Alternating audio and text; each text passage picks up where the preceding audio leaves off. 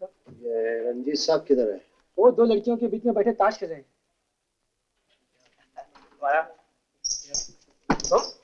ये क्या कर रहा? ये क्या बदतमीजी है? छोड़ दो मुझे। कुछ मालवा चाहिए ले ले, मुझे कहाँ ले जाना है? साला तुम अशोक साहब का बेटा है, बहुत बड़ा कलाकार का बेटा है तुम। इसमें शराब का गंदा काम मत करो, अपना डिजाइन अशोक साहब का माफिक बनाओ, हमारा माफिक नहीं। तुम्हारा माफिक? बस नहीं मांगता, कर जाओ और अच्छा बनो। फिर कभी तुमको ऐसा काम करते देखेगा तो हम तुम्हारा टांग तोड़ देगा। क्या बाप इंतजार करता है तुम्हारा? जाओ सराय से।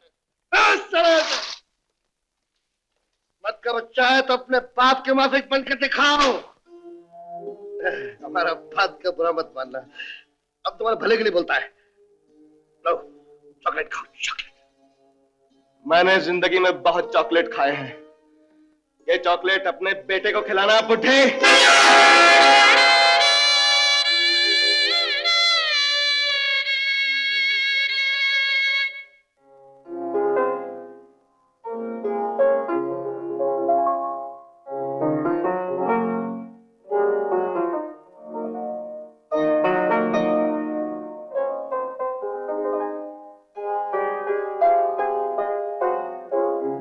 साहब,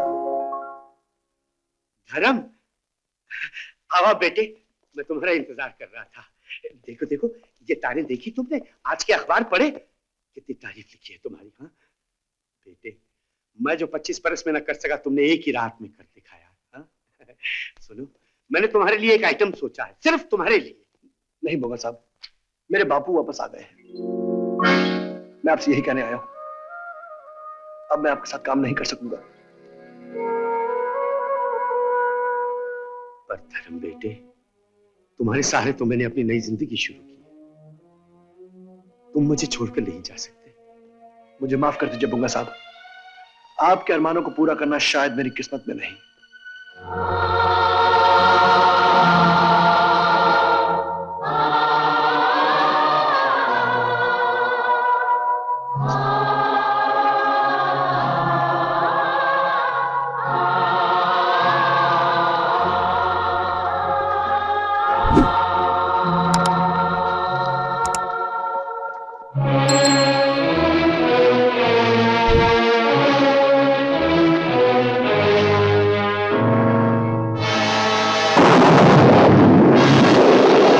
अशोक साहब, तुम इतना रात गया इधर? मुझसे मेरी बहुत ही प्यारी चीज छीन गई है और उसे तुमने छीना है। उसे तुमसे वापस मांगने आया हूं। मेरे पास नहीं, मेरे पास तुम्हारा कुछ भी नहीं है अशोक साहब। कैसे बात करता है तुम? मेरी जिंदगी का सहारा तुम्हारे पास है। मैं तुमसे धर्म को मांगने आया हूं। शंकर, मेरा धर्म मुझे लौटा दो। उसमें मेरी आत्मा है, तुम्हारी नहीं। उसकी और मेरी उम्मीदों पर तरस खाओ शंकर। मैं हाथ जोड़कर तुम्हारे सामने भीख की झोली फैलाता हूँ।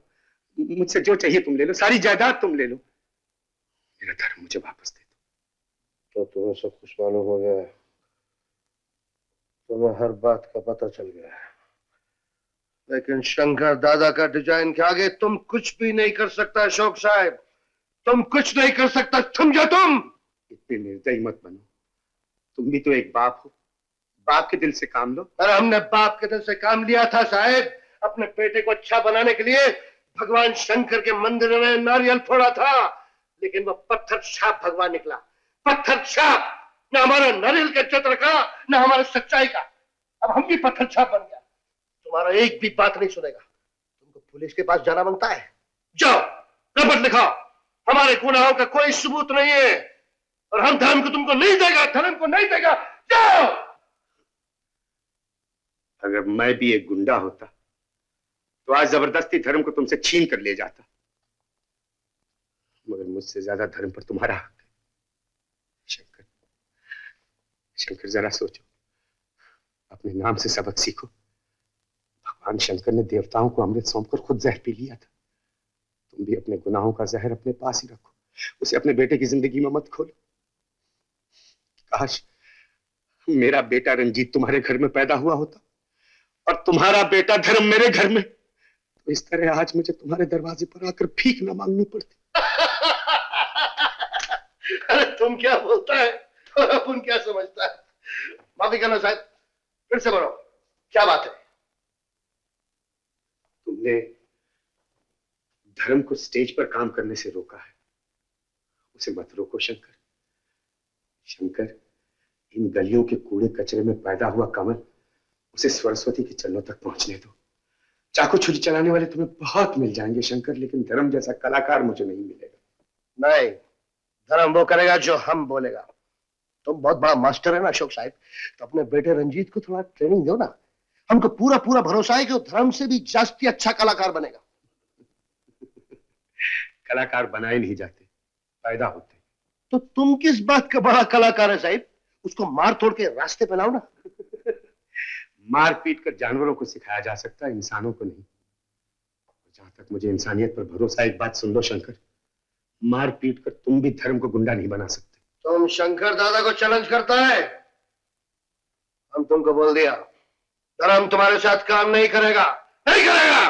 चिल्लाओ मत शंकर, जी भरकर अपने बेटे को बिगाड़ो, जिंदगी भर अपने गुनाहों की स्याही उसके मुंह पर मलते रहो, मगर एक बात याद रखना शंकर, एक दिन धर्म तुम्हारे इस नरक की जिंदगी को ठुकरा कर मेरे पास आएगा, और तब तुम कुछ नहीं कर पाओगे।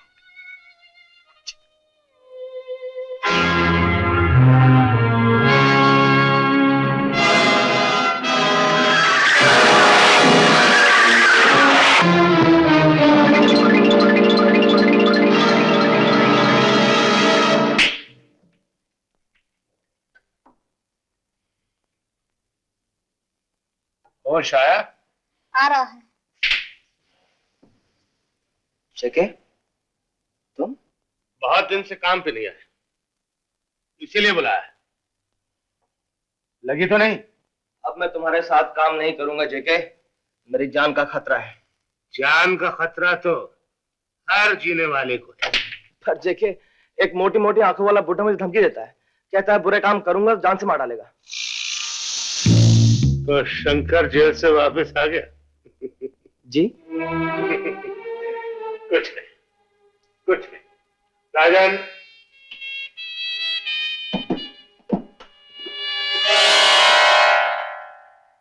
ये सब तुम्हारे लिए। तुम्हारा बंगला समुंदर के किनारे है ना, और हमारा माल समुंदर के रास्ते आने वाला है। तो आजकल हमारी सरकार बहुत होशियार हो गई है। पहले पैसा खिलाकर काम हो जाता था, अब नहीं होता। हमारे सारे गोदामों पर छापा पड़ चुका है।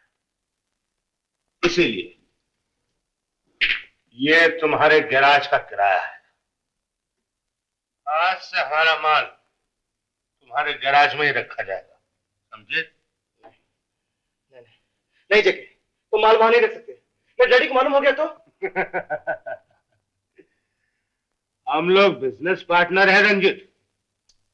माल कमाएंगे तो एक साथ, और जेल जाएंगे तो एक साथ। सब माल आ गया? जी रंजित, अब इस सारे माल की जिम्मेदारी तुम पर है। कसला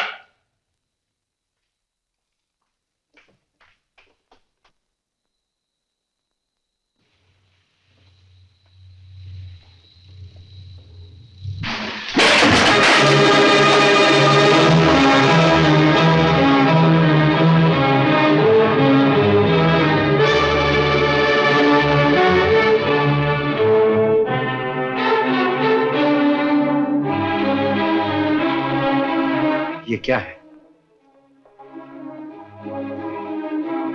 जवाब दो। ये सोना मेरे गैराज में कैसे आया? मेरे दोस्त ने यहां रखा है। तुमने ये काम करना शुरू किया? आहिस्ता बोलिए, आपको आपके गैराज का किराया मिल जाएगा। अब स्मगलिंग के माल के किराए से मेरी जिंदगी बसर होगी? निकालो इस सबको यहां से। पुलिस को बुला के तुम्हें हथकड़ियां काटूंगा। आप ऐसा नहीं करेंगे डैडी, वरना मेरी गिरफ्तारी के साथ आपकी इज्जत भी जाएगी। आपकी इज्जत बेटे की मोहताज नहीं होती। मैं अभी पुलिस को बुलाता हूं। और अगर आपने पुलिस को खबर की तो मैं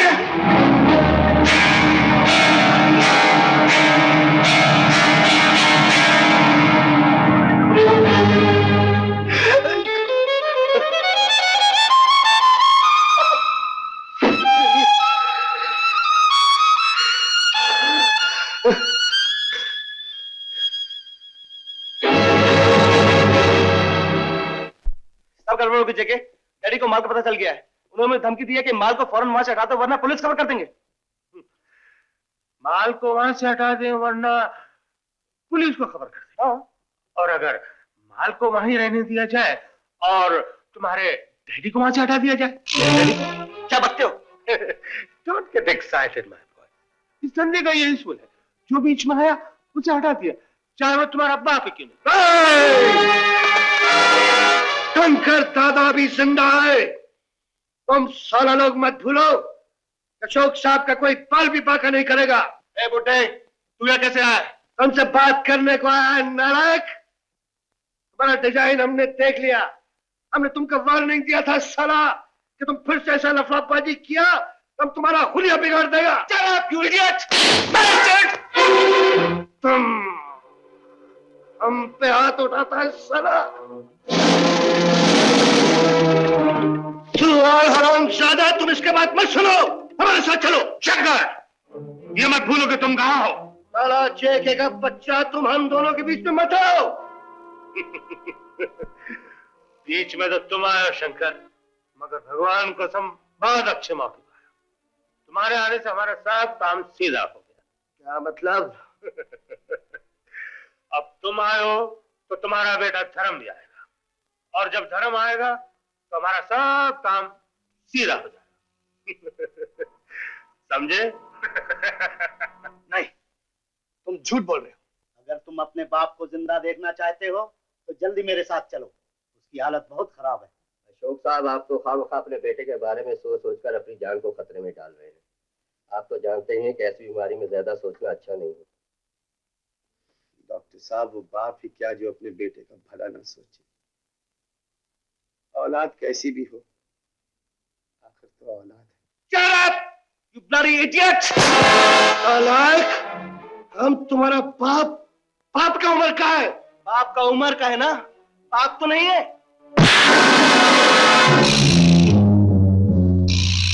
साला, तूने मुझ पर बहुत रुबाब डाला है, लेकिन आज तेरा रुबाब नहीं चलेगा।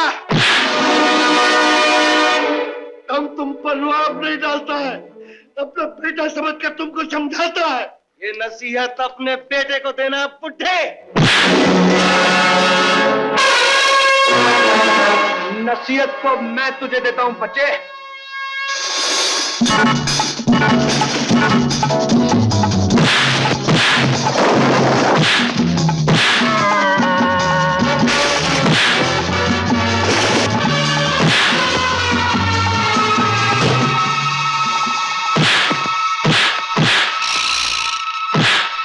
मारो, मुझे मारो, जी चाहे जितना मुझे मारो, मगर मेरे बापू को छोड़ दो।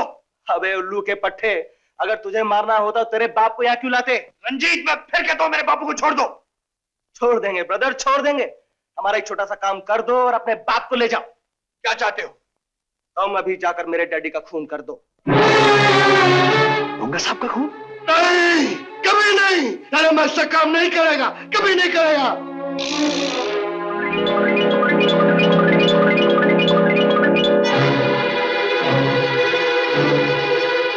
नहीं करेगा? कभी नहीं करेगा। रंजीत! रंजीत, मैं कहता हूं मेरे बापू को मत मारो। रंजीत, मैं कहता हूं मेरे बापू को छोड़ दो। मैं फिर कहता हूं बापू को छोड़ दो। मेरे बापू को छोड़ दो। रंजीत!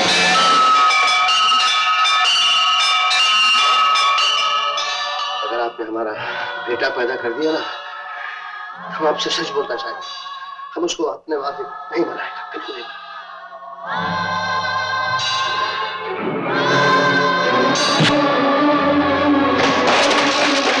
बापू, बापू, बापू। अब बोलो, तुम मेरे डैडी का खून करोगे या नहीं? नहीं, कभी नहीं। तो ठीक है, मैं इस बुड्ढे का फिर जला दूंगा। रंजीत!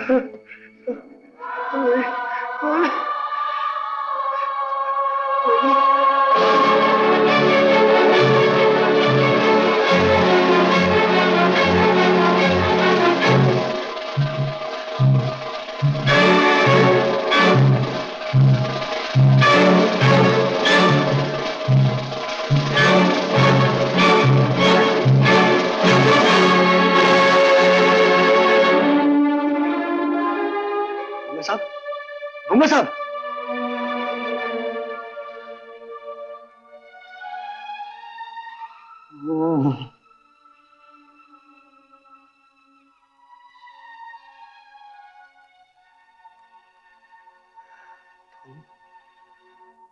इस वक्त यहाँ मैं आपका खून करने आया हूं। मेरा खून? क्यों? अगर मैंने आपका खून नहीं किया तो वो लोग मेरे बाप को मार डालेंगे। कौन तुम्हारे बाप को मार डालेगा? कौन? आपका बेटा रंजीत।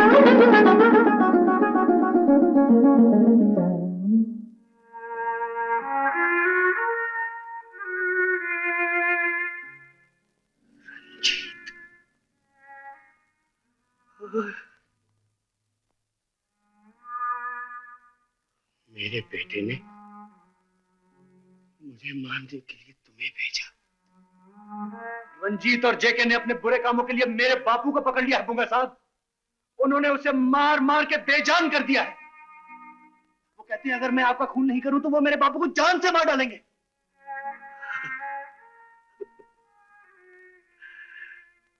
एक बेटा अपने बाप को मरवाना चाहता है और एक बेटा अपने बाप की जान बचाने के लिए अपनी जान पर खेलने के लिए तैयार है। वाह, मुझे माफ कर दीजिए भुंगा साहब, मुझे माफ कर दीजिए। मैं मजबूर हूं। अगर मैंने आपका खून नहीं किया तो मेरा बाप मुझसे छिन जाएगा और मैं बापू को बचाने के लिए कुछ भी कर सकता हूं भुंगा साहब, कुछ भी। उसके सिवा मेरा इस दुनिया में कोई नहीं। लेकिन मेरा खून करने से कानून तुम्हें गिरफ्तार कर लेगा। जानता हूं, और मुझे फांसी भी हो जाएगी, मगर आपका खून करने से मेरे बापू तो बच जाएंगे।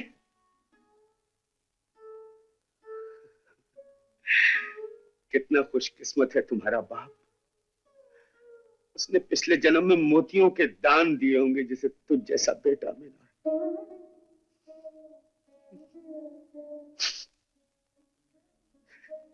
देखो देखो, ये पिस्तौल मुझे दे दो। मैं अपने आप को गोली मार लूंगा और लिख जाऊंगा कि तुम बेगुनाह हो, बेकसूर हो। भुंगा साहब, बेटे, मेरी जिंदगी में कुछ भी नहीं बचा। अगर मेरी मौत से तुम्हारे बाप को जिंदगी मिलती है तो मुझे और क्या चाहिए? दे दो मुझे पिस्तौल, दे दो। मैं अपने आप को मार लूंगा। मैं अब जिंदा नहीं रहना चाहता।